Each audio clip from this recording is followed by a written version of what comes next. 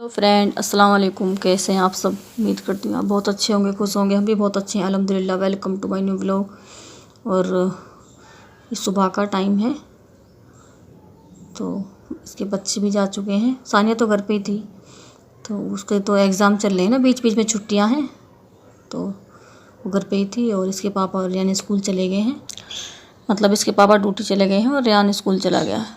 तो मैं अब सबसे पहले ये कंबल की तह बना कर रख देती हूँ, उसके बाद बेड शीट बिछा दूँगी दोबारा से। सुबह का यही है कि जब शाम में तो ऐसे ही फैल जाता है, लेकिन जिस सुबह में बच्चे स्कूल चले जाते हैं तो फिर सारा ऐसे ही फैल जाता है, तो सुबह में ही ये सारा करना पड़ता है। फिर से बच्चे रात में पढ़ाई करते हैं तो लीड भी फेंक देते हैं ऐसी बेड पर ही, और सारी चीज़ें ऐसे ही यहाँ से वहीं पड़ी रहती हैं। सुबह में ही सारी चीज़ों को मैं रखती हूँ, अपनी अपनी जगह रखनी पड़ती है सुबह को। उसके बाद में डस्टिंग करनी है मुझे।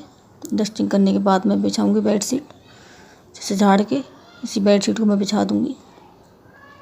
पहले बेड पर डस्टिंग कर देती हूँ। अभी मैंने ये छोटा सा ड्रेसिंग टेबल रखा है, तो इस पे ही मैंने डस्टिंग करी है, और बेड पे डस्टिंग कर दूंगी। तो कितना ही डेली का ही काम है डस्टिंग करने का, लेकिन पता नहीं धूल, ये हम 4th फ्लोर पर रहते हैं, लेकिन फिर भी ना इतनी धूल आ जाती है पता नहीं कहाँ से। वैसे सारे चारों तरफ से बंद है, लेकिन फिर भी धूल तो देखो आ ही जाती है। डेली मैं डस्टिंग करती हूँ, लेकिन फिर भी आ जाती है धूल। तो मैंने बेडशीट बिछा दी है, और अब बारी आती है ये जूते।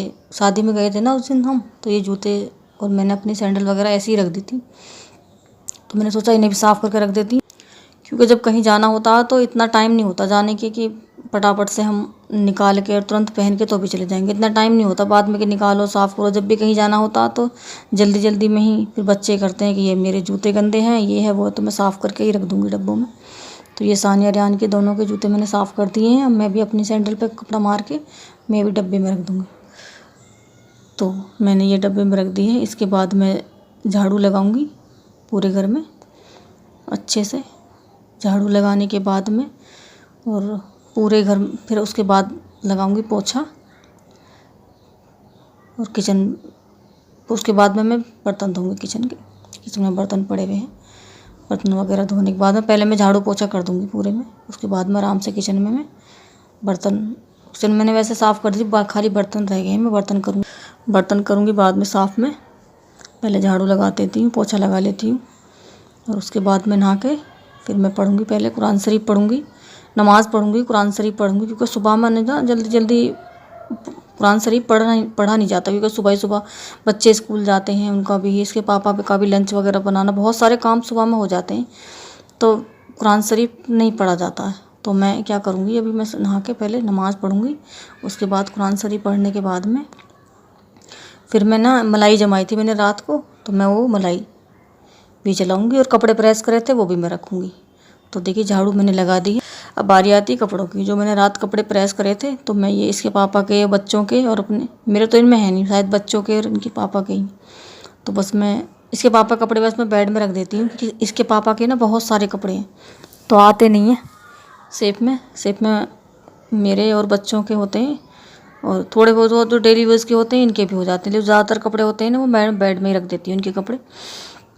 तो मैंने कपड़े वगैरह सारे रख दिए हैं, और उसके बाद मैंने पढ़ी है नमाज़ पढ़ने के बाद में अब मैं कुरान शरीफ पढ़ रही हूँ। और सानिया शायद थोड़ी देर लेटी थी, और इसने पता नहीं क्या करा, बेड पे चादर पे कुछ डाल दिया था शायद, तो फिर वो बेडशीट चेंज करनी पड़ी मुझे, और ये लेटी हुई है।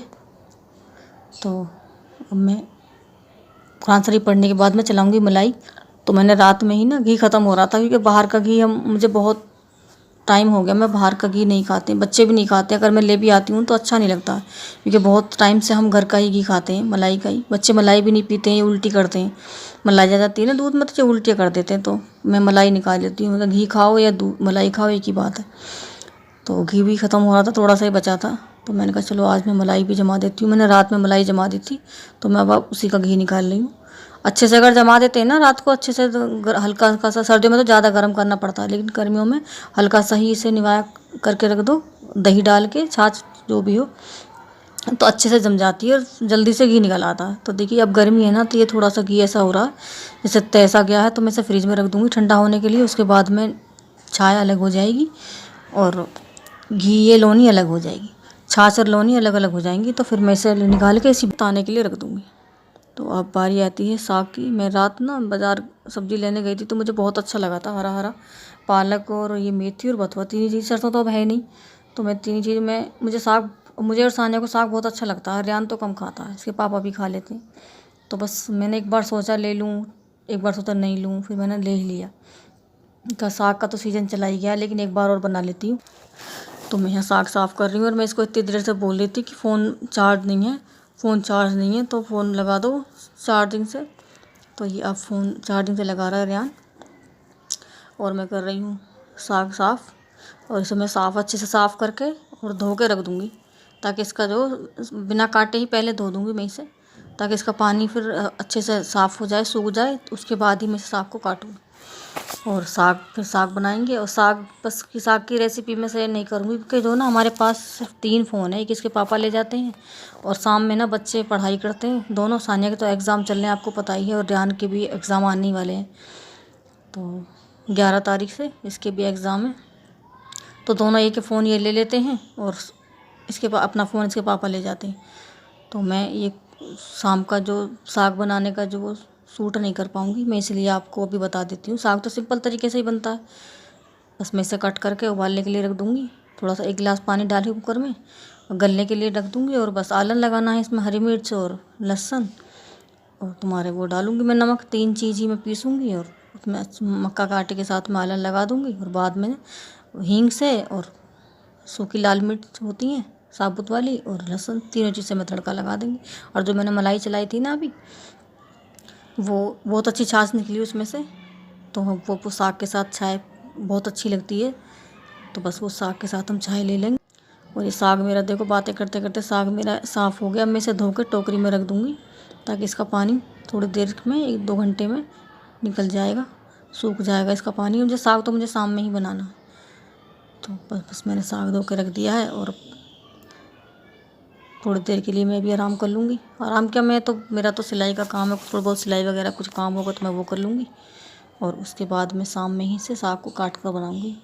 और बस मैं ना जहाँ मैंने साग काटूँगी बस, तो बस इस छोटा सा वीडियो आज का मैं यहीं पे इस वीडियो को एंड कर दूँगी, क्योंकि बच्चों को फिर पढ़ाई करनी होगी। फ़ोन मुझे शाम में नहीं, ज़्यादा काम होता है इनका, तो शाम में फ़ोन मुझे नहीं देते हैं ये, थोड़ा बहुत ही शूट करवाते हैं। बस ये साग काटने तक ही कर दिया, बस मम्मी मुझे देर हो रही पढ़ाई के लिए, फ़ोन दे दो।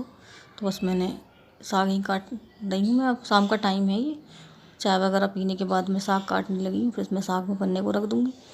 उसके बाद इसके पापा भी आ जाएंगे, जब तक फिर बनाएंगे रोटियाँ। मैं अपने और सानिया के लिए मक्का की रोटी और साग छाछ के साथ। और ये नहीं खाते हैं मक्का की रोटी, रियान और सियान के पापा दोनों बाप बेटा नहीं खाते। तो चलिए इस वीडियो को यहीं पे एंड कर देते हैं। अगर वीडियो अच्छी लगे तो लाइक करना, शेयर करना। अल्लाह हाफिज़।